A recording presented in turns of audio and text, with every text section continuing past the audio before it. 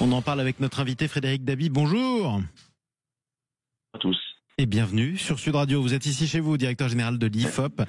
41% des Français souhaiteraient une nouvelle dissolution d'après un sondage IFOP pour LCI que vous avez publié. On pensait que la dissolution était impopulaire et finalement ça passe pour un passage obligé en fait auprès de beaucoup de nos compatriotes. Oui, 41% des Français, vous avez raison Jean-Marie, c'est une minorité, mais c'est une minorité non négligeable, ça fait beaucoup de monde derrière les 41%. Deux éléments à mettre en avant, ces minoritaires, ce souhait de dissolution dans toutes les familles politiques, sauf les sympathisants ou électeurs de la France Insoumise et ceux du Rassemblement National, ceux des partis protestataires et tréuniciens.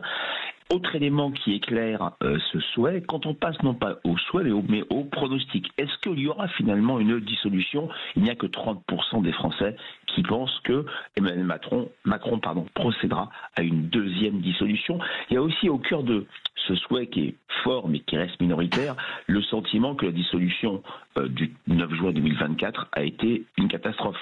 Elle a fait perdre du temps à la France dans un contexte de bouleversement pour 81% des Français. Et surtout, elle casse la promesse du politique. Le politique, c'est un gouvernement qui agit, qui transforme, qui change la vie. Et là, on a 3/4 des Français qui ont bien vu que depuis le 7 juillet au soir, on vit ce que j'avais appelé dans le monde l'éclipse du politique. Il ne se passe plus rien. Le gouvernement n'agit plus. Donc c'est dans ce cadre-là que on peine à se projeter dans une nouvelle dissolution qui serait positive sur les rapports de force.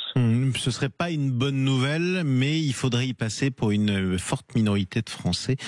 Concrètement, s'il y avait dissolution d'ailleurs, vous qui mesurez tous les rapports de force, elle pourrait ressembler à quoi la nouvelle Assemblée nationale? On aurait une majorité d'un côté ou un autre ou rien n'est moins sûr? Alors, vraiment, il faut être extrêmement prudent, mais on a, avec LCI, pour cette enquête IFOP LCI, déterminé 3 scénarios, 3 configurations d'intention de vote législative, donc en cas de dissolution. Ce qui est très intéressant, si on prend celui qui ressemble le plus à ce qui s'est passé le 30 juin, à savoir une gauche unie, on a toujours le Rassemblement National très nettement en tête, 35%, en tête dans toutes les catégories, en tête chez les retraités, très fort chez les cadres, chez les salariés bien sûr, et toutes les autres forces qui sont en recul. C'est peut-être pour ça qu'on hésite à dissoudre. On recule par rapport à juin 2024. Le bloc central, voté pour un candidat Renaissance, Modem Horizon UDI, 18%. Il avait fait presque 22,5%. Voté pour la gauche, une gauche unie. La gauche unie obtient que 21%. Beaucoup de personnes se mettent en divers gauche car il y a l'étiquette repoussoir insoumis qui gagne une partie des sympathisants de gauche. Le NFP avait fait, rappelez-vous, 28,7%. Il n'y a que LR qui progresse un peu, un petit effet Retailleau à 11%. Mais on voit très bien que le rapport de force n'a pas changé fondamentalement. Il y a un élément, un invariant qui reste très stable, c'est ce vote RN comme alternative pour renverser la table. Et ça ne vaut que pour un éventuel premier tour, parce qu'après, précisément, la table a tendance à se retourner plusieurs fois entre le premier et le deuxième tour des législatives. C'est ce qui s'était passé la dernière fois. Vous l'avez dit, le pronostic, peu de Français s'y attendent. Mais bon, après tout, personne ne s'attendait, ou presque, à une dissolution avant la précédente, il y a un an, mon cher Frédéric. Vous avez tout à fait raison. Ça a été la surprise du chef, comme on dit. Ça a été un acte qui a surpris les Français. Quand on interroge, d'ailleurs, dans le sondage IFOP LCI, quels sont les mots qui sont le plus associés à ce qui s'est passé le 9 juin, cette dissolution, c'est toujours le mot incompréhension qui émerge. La colère qui était très forte contre Emmanuel Macron s'est beaucoup atténuée, il n'est plus que 21%, mais dans toutes les familles politiques, dans toutes les catégories, sauf au RN où c'est la colère qui l'emporte, il y a cette idée d'incompréhension.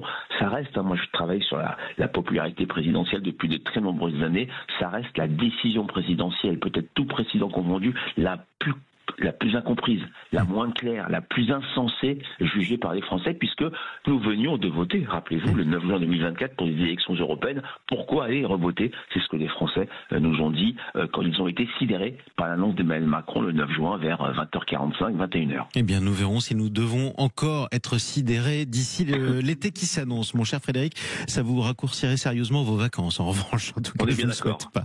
Merci beaucoup Frédéric Dabi, directeur général de l'IFOP. C'est toujours un plaisir de vous retrouver sur Sud Radio.